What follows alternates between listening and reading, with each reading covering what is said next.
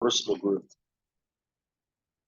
Okay, that's 7. Are we looking? I got 6:59 on my phone. That's okay. So we'll call it to order. We have Barry, Liam, myself here in person, and Alvaro Garcia is here in Zoom. And our representative from the town is Ray Jarima, so we have everybody here now. Audience of citizens. We don't have any, so we'll disperse with that subject. Approval of minutes. I missed part of the meeting, but I did read the minutes. I didn't see anything wrong with them. I make a motion to accept it. Okay, so moved by Barry Farrell, and second. I'll second. Second, Liam. All those in favor say aye. Aye. Contrary minds, nay. New business. Okay, start Started with off this here, right? Baxter Avenue meter. Wright Pierce's report. I just finished the report the other day. It's a draft report because I had a whole bunch of comments that go along with the report. As you recall, it's $80,000 worth of the report. They did some monitoring, and they also, the big thing is this, is that they had the actual vendor come in to analyze and a lot of people didn't pick up on this.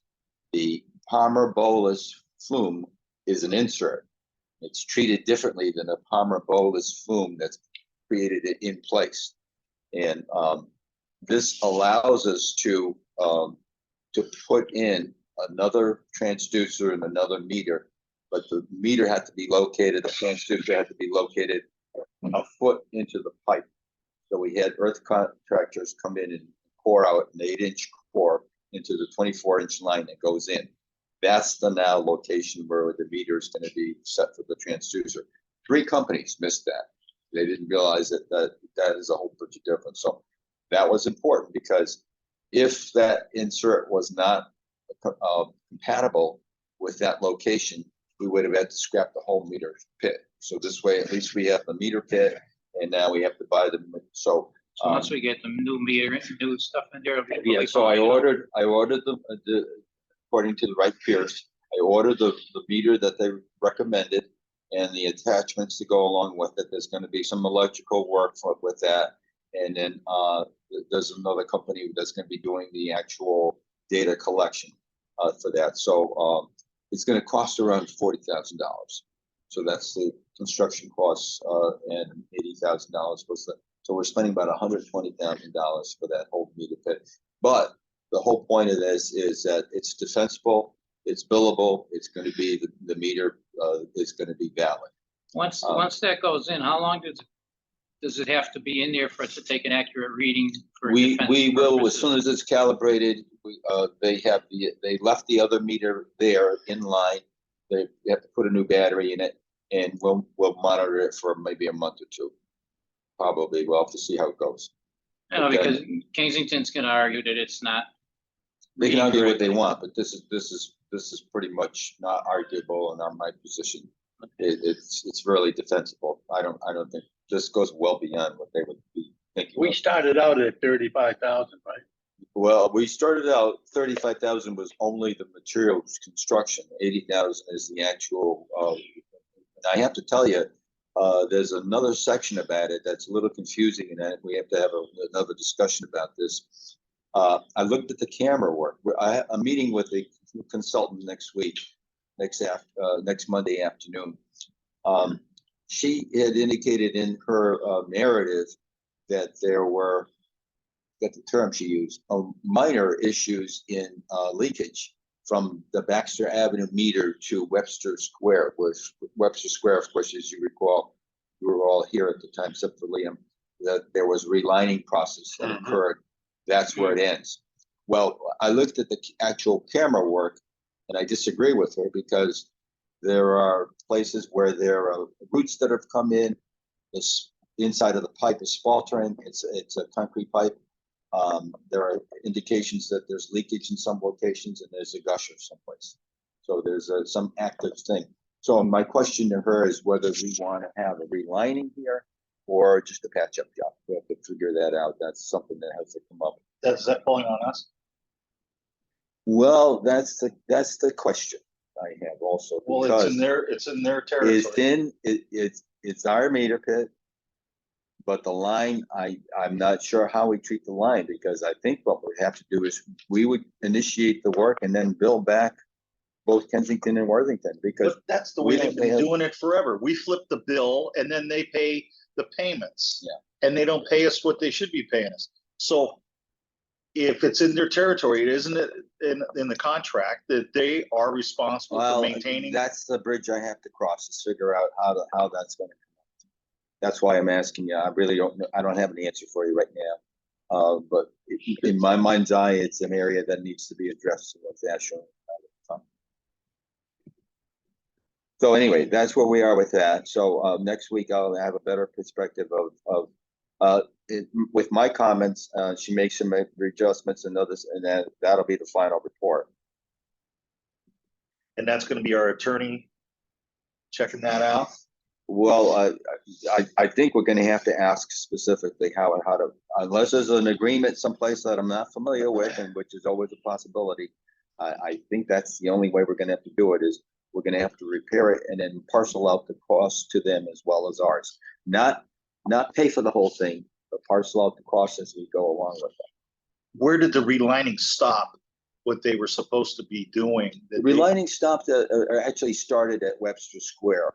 Webster Square, where the So this is this side of this Webster. is 40. There's a 42-inch line that goes from there to all the way to the pump station on the Berlin Turnpike. Right on the other side, ABC Correct. comes up that side. That's Yeah, where that's that okay. 42-inch line was relined back in 2012, 13. Okay. So this is where it began. That's another question I have, because the way that she showed the perspective, it showed the manhole, but then it showed a gap and then some other manholes. I asked. Well, I was under the impression they didn't finish what they started out to do, and is this the part that They they finished the were supposed? lining as contracted. Yeah, They did? yeah, that lining had nothing to do with it.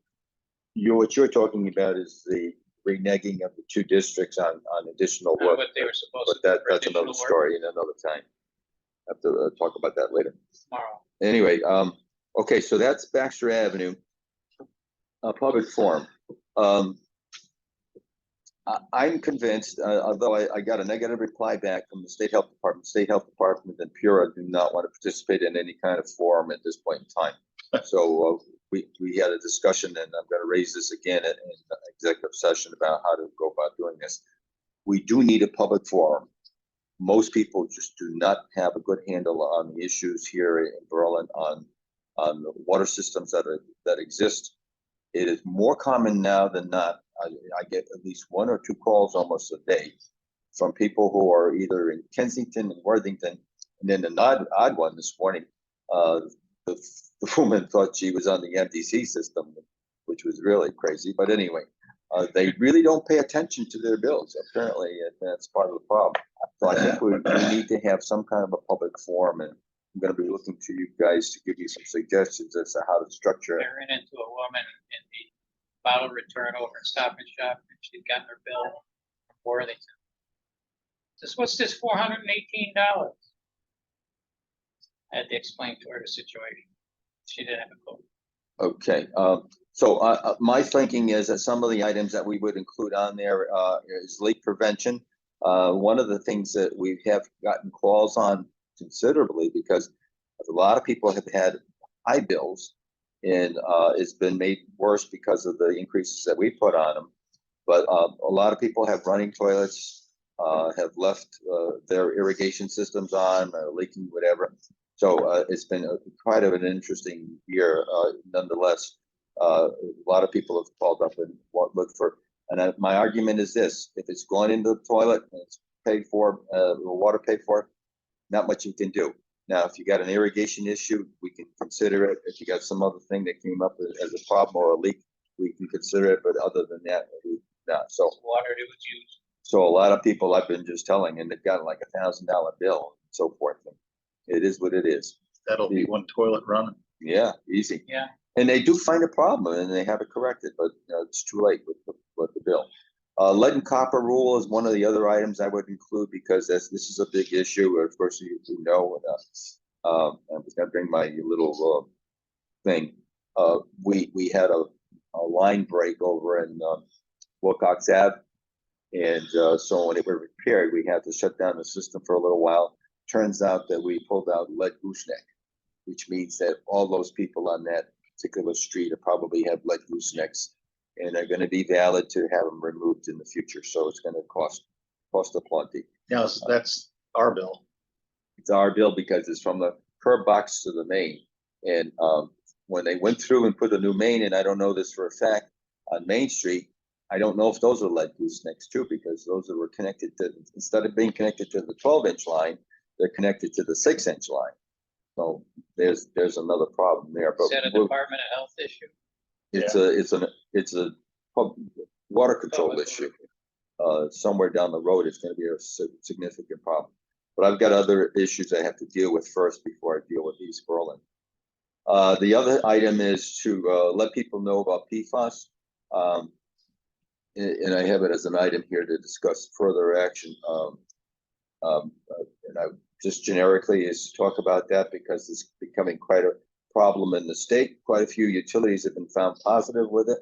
And latest one I talked to a friend of mine in Manchester indicated it's going to cost them over $12 million to do this additional treatment. So these costs are not cheap and they're problematic.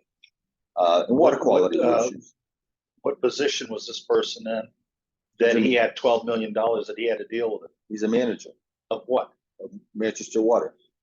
Because, oh, so then they're getting it out of the wells or it's contaminating in their, because of Mattabasset, they're just sitting on the side and saying that we're, this is not going to be our problem because it's coming to us. Well, Mattabasset does have a little bit of an issue as well. And I'll explain it to you quite quickly. For instance, when PFAS goes in and PFAS goes through the system into the Mattabasset or into any sewage treatment plant, right? It's going to be into the sludge. So how you handle the sludge is going to be your problem and not necessarily the utilities problem. Now, what they wanted to do, and they did, where they were successful, but call it the CERCLA, under that particular act, the responsible entity is the one who created the product. And I'll get into that as another Well, item. that would be 3M. 3M and DuPont. And And I'll talk about that in the next item when we talk about did that. they settle that? No, that's what I'm going to talk to you about. So water quality questions. So these are the type of things I think that we would have at a public forum. And obviously, we talked about the fact that we had 3 utilities and issues and so forth, but we have to be very careful. I'm not sure I want to actually invite the other 2 districts, but that's another story. We may end up having to do that. Why not? Yeah, I suppose we could. They can answer directly my questions. Sure. Oh, yeah, that's true. You think they're gonna show up? You think you're gonna answer? Well, the point of it is to get the Well, public, I have a carry permit. Yeah. public involved. So we'll go with that route and see So what when you're happens. thinking of public forum, what do you think? Sitting at McGee School in an auditorium, making a presentation? Yeah, yeah, and having Really? an open forum, because I think we need to discuss this more and more because most people just do not get it. And you kind of have to emphasize it, otherwise it's not going to come out. And they get pieces of information. I had a call from somebody who says, well, gee, you're connected to Meriden. Why are we getting Meriden water? I said, well, we're not connected to Meriden. I said, we are looking at connecting to Meriden, but we haven't. So, and because she's equating a flushing of the main as poor quality and a poor quality coming from Not Meriden, very. which is, none of it is true. So we really kind of have to put these facts together. And the PFAS, I've actually had a couple of phone calls with him. It's like I keep getting mailings, You know, when you only Getting get, mailings when from you only get lawyers 2% that of wanna the get, people to go out, part of vote, class action lawsuits. Yeah, you know? you're hopping on a hard thing to me to too. I don't know what am I going to get. Maybe 5 or 6 people in the audience. I don't know. The only way you have to start pounding it in the citizen. When it comes out every week, then you put a tidbit in there every week, just so that you're starting to warm these people up. Oh, we could warm them up. Well, I said we can warm them up. Yeah, you ain't warming them. well, I don't want to bet. I don't have any problem with that. Anyways, What do we want to send as a message? What do we want to send as a message? Well, I guess start talking about the high cost of waters and the reasons and thus for, and the things that are coming down the road. Well, that's part of this. This is exactly what I'm saying. You have the lead and All the copper different rules, the PFAS mandates. requirements and the mandates and the requirements that are. But if you start advancing the information to them, if you're gonna put one notice, one time, No, Oh, no, one No. notice for a forum, You gotta do not it a repetitively. notice just for the notice. this is gonna be an education program ongoing. This gotta is be not done gonna repetitively. happen one time and then forget about it. Well, This- I'm hoping what, even if you get a small amount of individuals the first time, maybe by word of mouth, you have another one 2 months from then, and then basically you have a little bit more interest in it and you build up on it. But you know as well as I do right now, we don't have anything. We don't have anything. We don't have a communication source. We don't have information, and we have misinformation that's going out. That's not good either. In fact, that's even worse because people are misunderstanding everything, and they can get confused. So that's where we are with that. So let's think about what other items we want to include. Leak detection, we hired a new firm this time. They gave me a pretty good price. Connecticut Professional Water Services, they've done a couple of projects for us, primarily replacing the pressure reducing valves over at Beckley Farms, Beckley Road, and also the main one over at New Britain, where the meter station is, and they did a wonderful job. So we hired them to do it. They did a pretty good job. We had they evaluated 513 hydrants, 28 curb stops, and surveyed some additional gate valves, 31 gate valves, and they determined they had 3 pinpointed water main leaks. We had one we knew at Widgewood Lane, but we couldn't located it, and they actually found that, and that was good. But they found a bigger one at Lens End Court, but just down the street from there. And the reason it never showed up is the 12 8-inch line was relatively broken this way, which is an odd way to break it. And it actually was flowing into the storm drain, so it never showed. So it definitely paid for itself because it was a huge leak. We have one on Orchard Road we still need to fix because we think it's a gate valve. And we have 2 others over at Casner and Spruce Brook where it's from the curb box to the main, which we have to repair. And we had 2 hydrants, which were easy enough to fix. So they did a pretty good job. They spent the whole week here. And again, I think it's well worth the money. So we had that completed. 4.4, PFAS, class action suit. Last week was the first time I got an interesting from South Carolina, from a court case in South Carolina. It was taken up there. There was a class action suit against, and it was led by Camden, New Jersey, against DuPont. And so the class action suit says anybody that's participating in the UCMR, the unregulated contaminated monitoring reporting requirements, this first year, and those who have gotten results and have positive can now go back and try to reclaim money from DuPont. And then just this week, I got another one from 3M, from those two manufacturers who created these PFAS products. So, and we're included in this, but we don't have anything at the moment because we're being tested in 2024. So right now, at the behest of our attorney, I did file for registration so that if it does turn out to be positive, we can seek some kind of compensation from them. Well, compensation, I don't know about remediation. Yeah, That's what are another you story. gonna remediate? Yeah, how do you clean it out? Well, you clean it. There are 2 treatments: the ion exchange and also granule activated carbon that are doing it. Trouble is, you do have a waste that you have to get rid of, and that's another story. So That can be burned. it can be burned. It can be burned at a higher temp. Letter to the commissioner. I had to draft the letter to the commissioner. What happens is that when we went through the QBS process, and that's a quality-based selection process for the engineer that we did for our main over on Berlin Turnpike.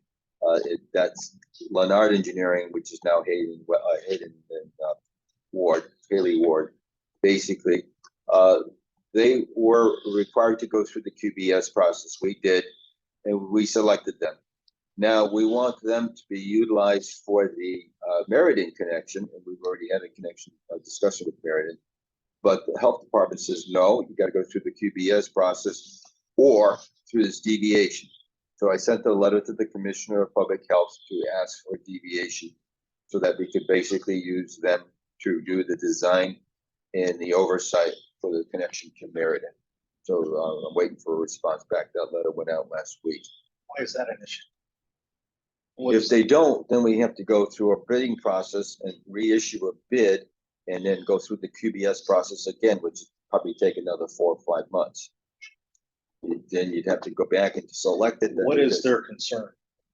Their concern is that, to be fair, to go out to bid, so that it's a bidding process and not just locals, because we're asking for federal money again, and that's a federal requirement. Rate changes, I was working with Jim on this, but unfortunately, Jim, oh, yeah, Jim, he's recouping from, COVID. So we haven't finished that. We'll have a proposal for you next time. That hasn't, and according to what he recalls too, it hasn't been changed in at least a dozen years or more. So we're looking at roughly a 10% increase in everything just to modify that. These are changes for connection fees, and these are connection fees, permit fees, assessments, and a few other fees that we. 12 years. Yeah, I don't remember anything. I don't know if you gentlemen remember any of those I assessments remember it changing. changing, but I It may be longer than 12. It seems short of it. don't. Could be. Oh, I know it wasn't for the last 10 because I wasn't involved with any of that change, so. Now, this is a little bit different than the rate change for water and sewer rates, but Yeah, Ray, we've had increases in the water and sewer rates, but the assessment structure has not been looked at, and God, it's gotta be 15 years. okay. No, it said 12, and you're up to 15. We're going for 20. Yeah, Maybe longer than that. We don't know. I really don't know. and keep in mind, folks, the assessment rates are based upon the cost to actually install a water main in your street, a new sewer line in your street, and that's how the costs are developed. And think about the cost 15, 20 years ago. I mean, compared to 30% what, increase. what we're charging today versus what it would actually cost us. it's- Right. Yeah, And I actually did it's time I did for a a little bit. change. Yeah, I did a little bit of study with that too. I looked at NDC's rates. Of course, they were a little bit always higher. I looked at Southington, New Britain, Cromwell, Bethel, only because Bethel, I knew the gentleman out there. So basically, those are other things. I compared them to those, and it's just. So you got a batch of data. You can Yeah, I have a present. batch of data, and the interesting one was my closest neighbor, Southington, as Jim just pointed out. What they do is they look at the project and then they divide it up by the number of feet. And some of the costs were astronomical. I was rather taken back by that. So it goes into the development cost. Oh, yeah, oh, yeah, Not- the not to developer the has to town. pay. Now, the interesting one, I also asked Waterbury. Waterbury was interesting because they don't charge fees. What they call themselves a business friendly. So they want to get businesses in there, so they disregard the charges. But our primarily, and we haven't had big business here. What we have is basically residential units going in, and I think it's fair game for the residential Well, units to be. I would think apartment buildings we're putting in is a little bit more than residential. For all the piping that goes in. Oh, yeah, yeah. I agree. You're agreeing with me, I think. Yeah, if we're I looking gotta at all the emphasize that. apartment complexes. I just want to emphasize that, You wanna Tom. mark You're this agreeing thing with down. me, correct? Okay, Yeah, but that fee goes on to the developer. oh, yeah, definitely. It's part of doing business with us. Okay, so we'll have more to for that for the next time anyway, after Jim heals up on. Safety valve. Okay, I had this was that interesting. We had a little bit of an issue over at Chestnut Lane over in East Berlin, which required me to try to figure out with safety valve how to work it out, because we thought we had a problem on our side and on the safety valve side. And I didn't want to get into this issue with having two different contractors do the work. So I reached out to safety valve. Turns out that the gentleman I usually contact had left the organization. And so the CEO called me back and gave me some information. And then when we started talking, said, oh, gee, our contract is up by the end of the year. Would you be interested in renewing? And I said, oh, definitely. I'll put that on the agenda. And I'm asking you gentlemen to vote on this and to approve it. Safety valve renewal. This would be another 3-year renewal. Basically, I think it's been very good, and I haven't seen any problems with it, and I would recommend that it be renewed and to have Bruce sign off on it. But I think you need to take a formal vote on that. Any questions? I just got in the mail last week from Safety Valve. Yeah, so did I. So why is their contract up? When? To the end of the year with they- us, So they just with did a mailer? Berlin Water Control, so Yeah. that they could basically can continue to use ours as So the mailer I got a couple weeks ago is still in oh yeah, this is until the end of the year, but since he brought it up and since I thought we'd take care of it right now rather than wait till the end of the year, this would make it valid from today's So what are signature. they offering? Different, No, not, just no, renewal, yeah, just basically a renewal, nothing, another CR. no, it's different. continuing resolution. But Any I'm other suggesting questions? that you go ahead and approve it, but your call. Any other questions? Very consistent. Entertain a motion. I'll make a motion. Motion by Liam. Second, I'll second it. second, Barry. Discussion. Everybody Well, in favor? yeah, the rate's the same, right? We don't really depend on the money much, so, but the homeowners, I think it's been very useful to the Well, homeowners. that's what We haven't had any complaints come through. Very. No, actually, in this one in Chestnut Lane turned out to be, which was a good one, because it turned out when we went back and actually looked at it, it turned out to be the homeowners, and so safety valve is gonna cover the cost primarily, so, and then, so that they make. What was their system? Clay pipe? There was a sewer system and it was actually broken at the location of the house. So, and they were getting seepage back into the house and they didn't know. And according to what we had, it looked to me like they had a couple of bends in it. And it didn't make any sense. But then the homeowner said something that was a little odd later, and he says, I have 2 foundations. I didn't understand what he meant. Apparently, they're so low that they had another foundation put on top of the foundation, and it may have shifted. That was probably what occurred. Would make sense to me. Anyway, did we approve this? No. Gotta take a vote. You can take a vote. Everybody in favor? Aye. Contrary? Okay, can you sign this off, Thanks, Bill. Bruce? Unanimous, unanimous. Okay, thank you. Even though we don't have the approval for QBS for Haley Ward, we decided to go forward with it. I've had my first meeting with Meriden. Meriden is quite interested. They do have an agreement with Regional Water Authority at the other end of their system in the south end of the Meriden, and indicated that they would use that similar template to come up with an MOU or an agreement process with us when we go ahead and initiate it. I'm waiting for the approval from the commissioner. If that goes through, then what we'll do is restart the process and basically start looking for information and then start doing the design work and for the application. It's on the fundable project list, and so we would move forward with the design and approval for this fall and winter, with possible construction sometime early next year. So that would be the Meriden connection to Meriden. For the time being, would not put in they would need a pump in order to purchase water from us to go back to their system.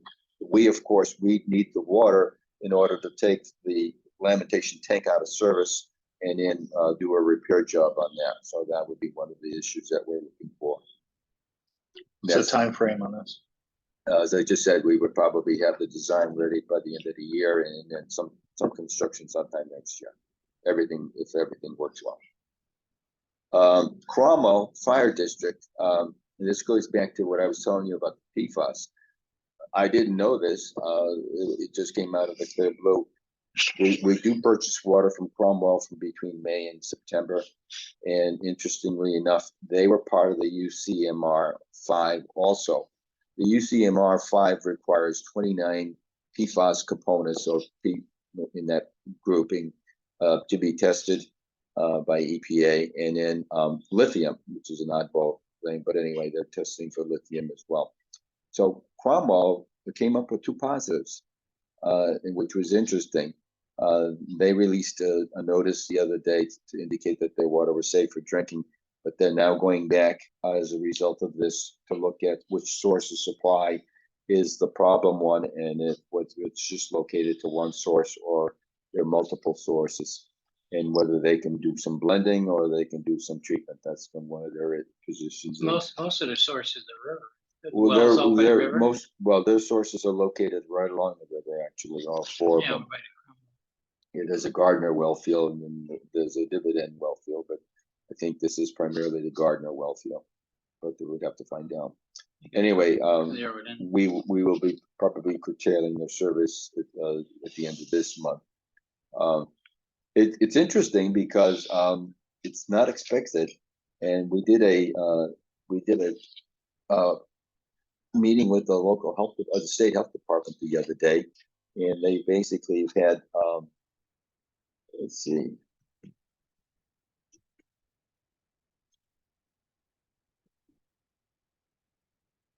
They had a good portion of I think it, I don't know if I erased it.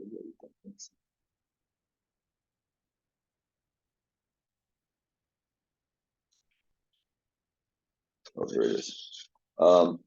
Yeah, 51 samples were collected from 20 public water systems, which 14 had detections of PFAS. And 14? 14, and nobody expected that.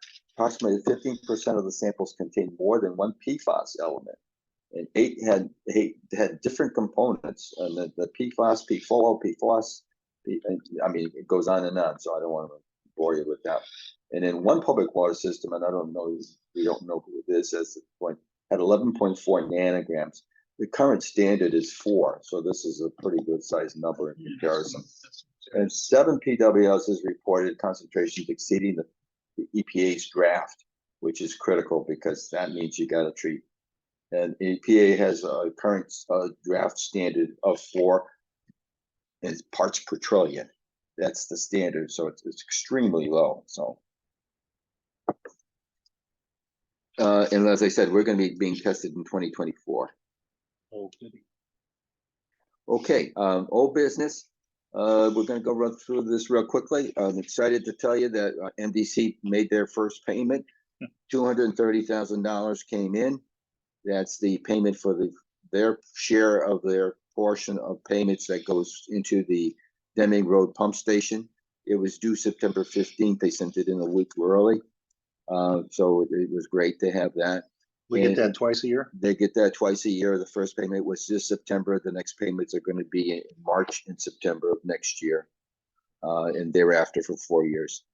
And then they're also the Deming Road operations. They're going to give us $42,000, and the sewer at Rowley Street is going to be $2,000 to $4,000. So there's another $46,000. So it's coming in from them to payment to us. So I was kind of happy to see that come in. 5.2 RFP. The RFP for district study is kind of not clear where we stand with it.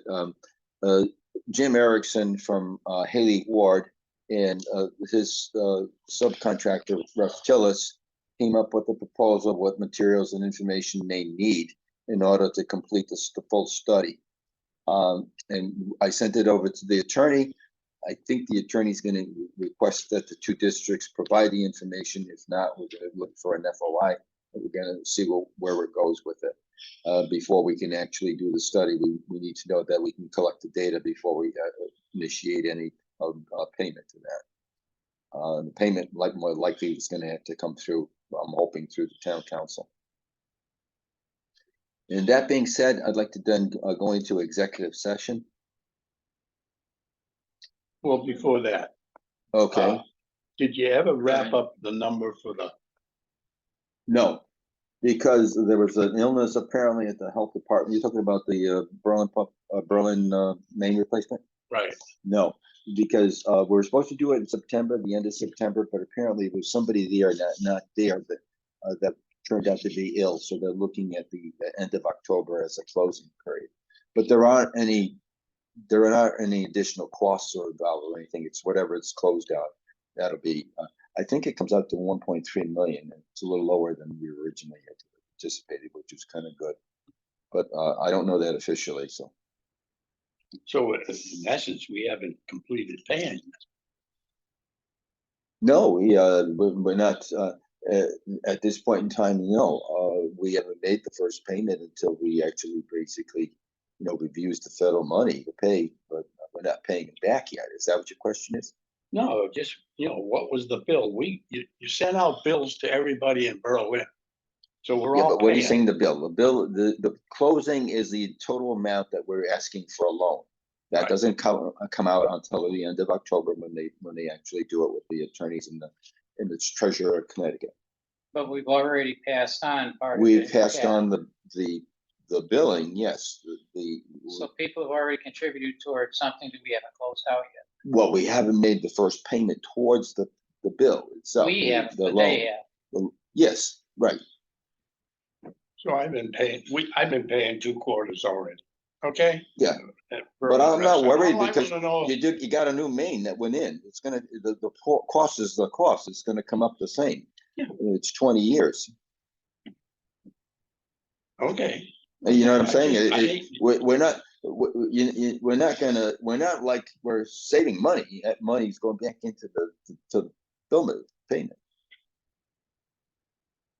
Now, I don't know, and that maybe answer part of your question too, because there were balloon payments when I was doing the relining for and that wasn't my project, relining for the sewer line for the 2013.